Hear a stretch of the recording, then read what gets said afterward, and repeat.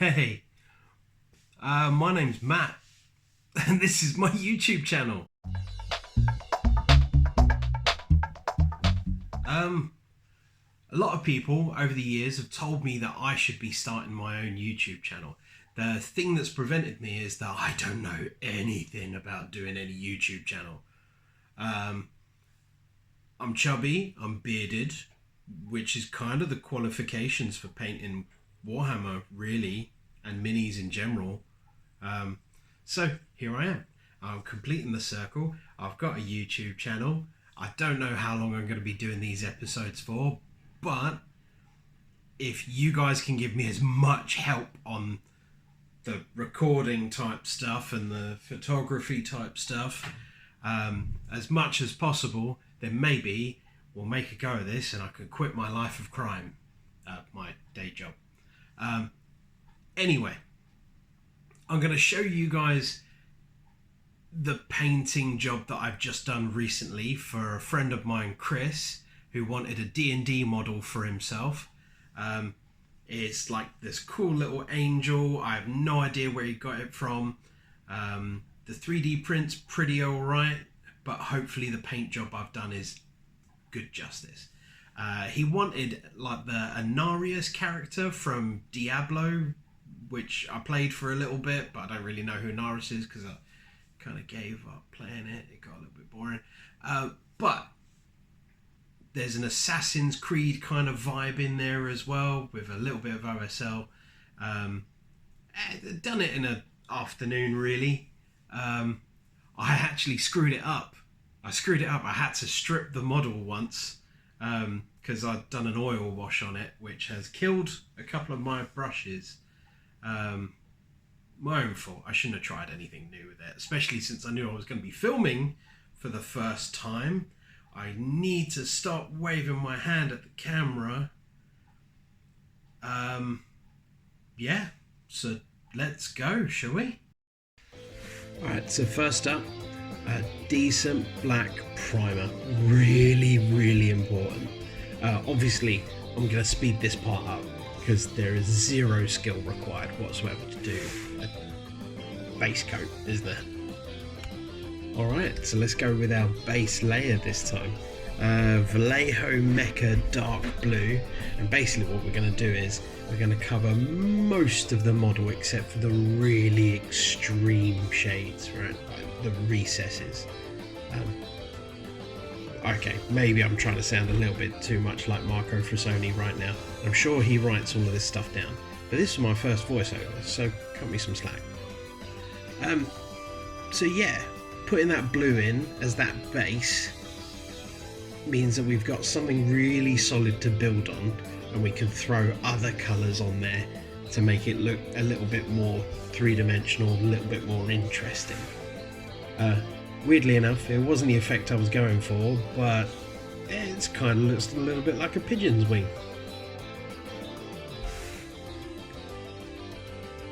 Nice quick bursts all over the place. And all from the very top. Right, so really intense across the top parts of the wings now.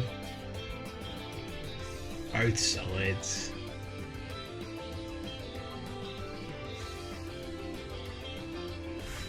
Hey, look at that, all done. So you see how like the really dark parts are still visible? Alright, so our next layer is going on, and that's Vallejo Pale Grey Blue. Now this is actually going to serve as our main colour. It's the intermediary between the lightest and the darkest. So we're going to be a little bit more specific about this. We're going to generally aim for the cloth materials, the middle parts of the wings, the stuff that it's really going to be quite obvious that that is the lighter parts of it. We're just building it up each time, each layer.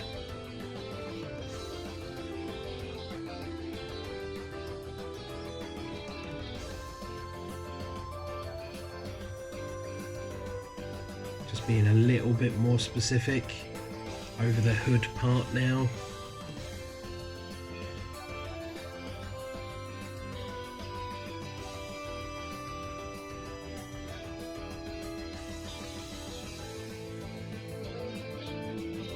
off on the cloak. Again, nice layer. You can still see the blue just in the center at the bottom there, so it gives it that nice 3D quality. Back of the cloak. There you go. Nice gentle passes. You do get used to an airbrush. Obviously an airbrush is pretty much as essential as it gets nowadays. Also, they're really cheap. Right, my favourite colour ever. Vallejo Game Air Alien Purple. I've used it in my Votan army. I've used it on my knights. I've used it pretty much on most things. This and turquoisey sort of colour from Game Colour are my two favourite sort of colours. I need to stop saying sort of. Alright, so on the tips of the wings there, and that just gives them like a magical sort of quality. It's still very muted, still very pasteled, because later on we're going to do like a little bit of OSL from the bottom. Now our main focus colour, AK Wine Red.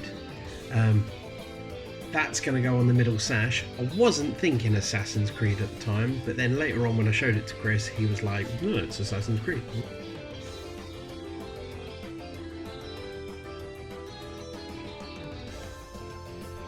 Knew I got that inspiration from somewhere.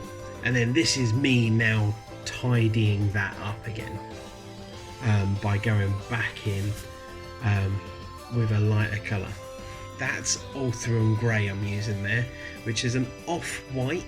Never use pure white. Pure white sucks. But Ulthuan Grey is quite good. It's like a creamy grey off-white. I've used that all for my Viola Tau. Nice controlled bursts.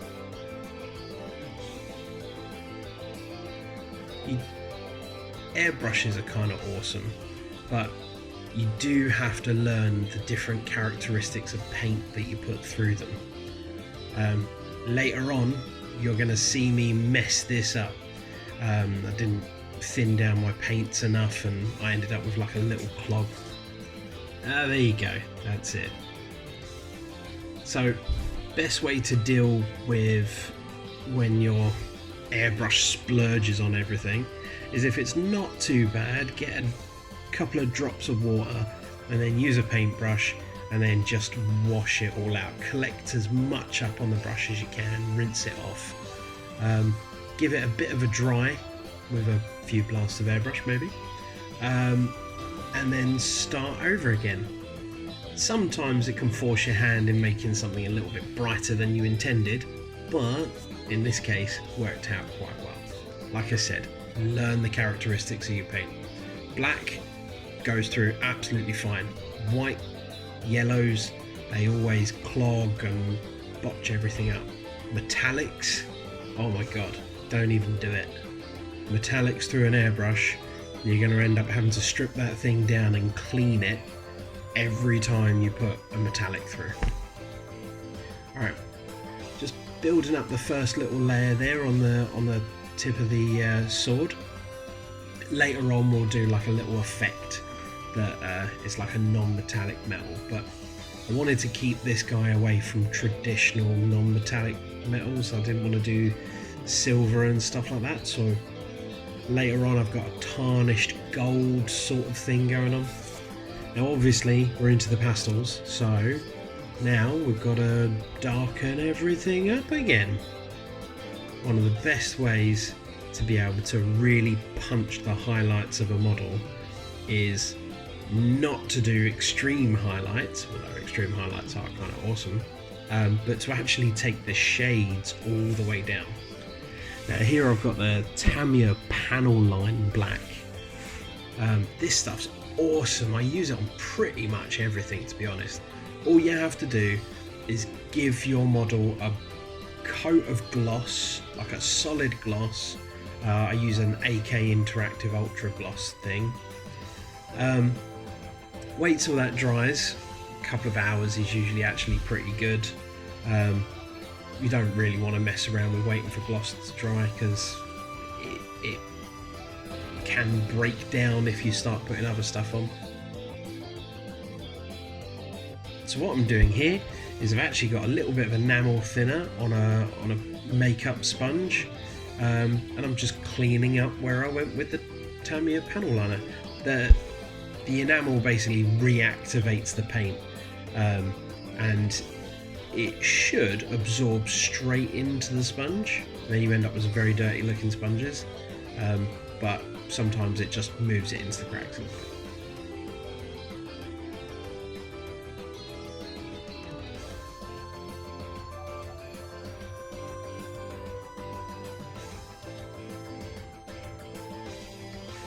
Alright, so Rhinox hide is the very, very bottom layer of my dirty gold NMM, which for this video I have actually completely forgotten to record any of it. Oh no, wait, I did record it, but I recorded it really badly and everything was blurry, so I've actually had to delete it. So yay! So look, I've done a little bit more of the dirty NMM on the browns, and instead what I'm going back for now is getting white scar and really pumping those highlights again, just going higher and higher and higher. I think the white scar, I'm actually going to stop there, because if I go any higher, then, well, it's just going to look really stupid, isn't it, on a tabletop? I mean, if you go super bright white, well, then that's like an angel that's like straight from heaven. Alright, so now that I've completely forgotten to show you any of the NMM stuff, I've gotten a bit distracted and I've instead started doing some of the highlights of White Scar. Now, White Scar is a really quite good paint by Citadel. It still gets really claggy, really like chunky, so you're gonna have to like mix it up loads, put some of those like shaker ball things in there as well, but it's still a little bit translucent as well. If you put one layer on, you're going to be able to see what's underneath it, but fortunately for us, we put lots of layers of grey underneath, so just hitting the very, very tops of the model, because if you do the underside, then it will just look flat, but if you do just the tops and sort of just blend it gently, then it will look like it's ruffles of like a material, like a holy material, rather than like a semi-holy material, because this guy is like, well, he's an angel. He's definitely an angel of some sort.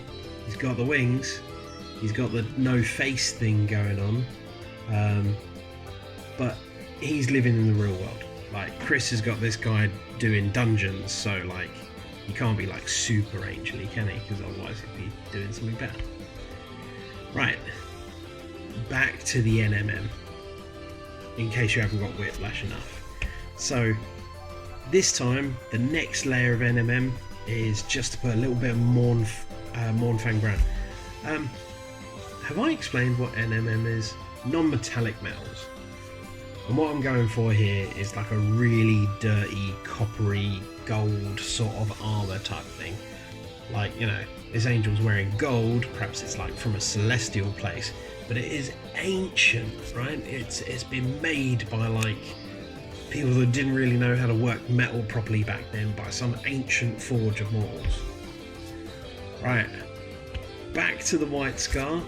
And this time we're just doing supreme highlights, right?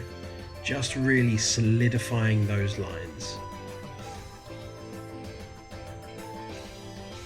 Now, obviously, this part's going to take ages, but it's well worth it.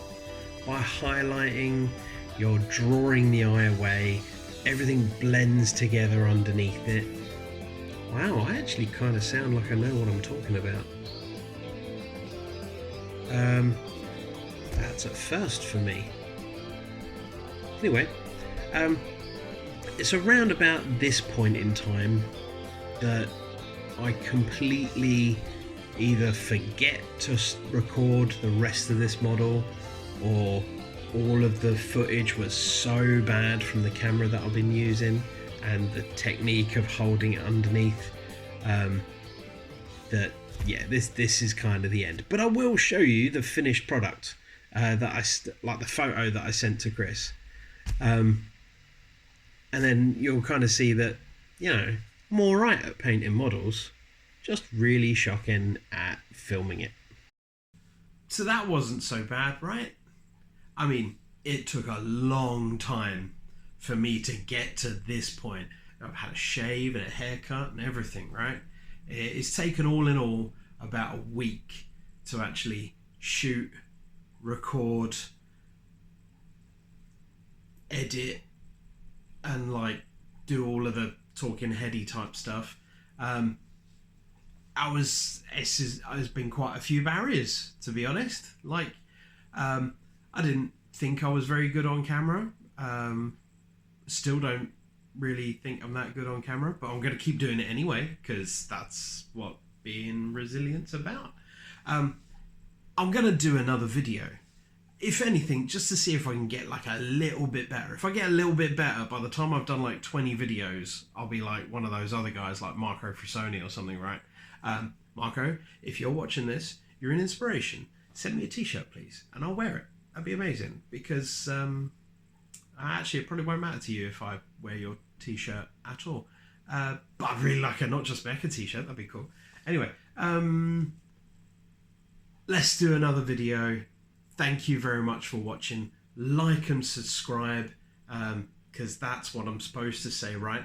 I've got a really cool like exit thing in a second. Anyway, I'm going to send this model off to Chris. If anybody's got any tips to make any of this better, leave comments in the comment section. There's a comment section, right? And then we'll just keep going. Oh, if anybody's got any ideas of what my next video should be, go for it. I've got a new and improved Ballista Dreadnought kind of thing going on, because the Ballista Dreadnought looks terrible. So I 3D printed some arms, and some like missile packs to go on the top of it, and I think it looks a lot better. So I'd quite like to do that next. So leave comments, tell me to do that, unless there's anything else you want me to do. All right, thank you very much. I'll see you next time on the middle ground. On the middle ground? Yeah, okay.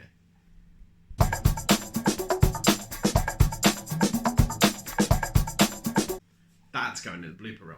Is there a blooper reel? I don't know if there should be a blooper reel, right?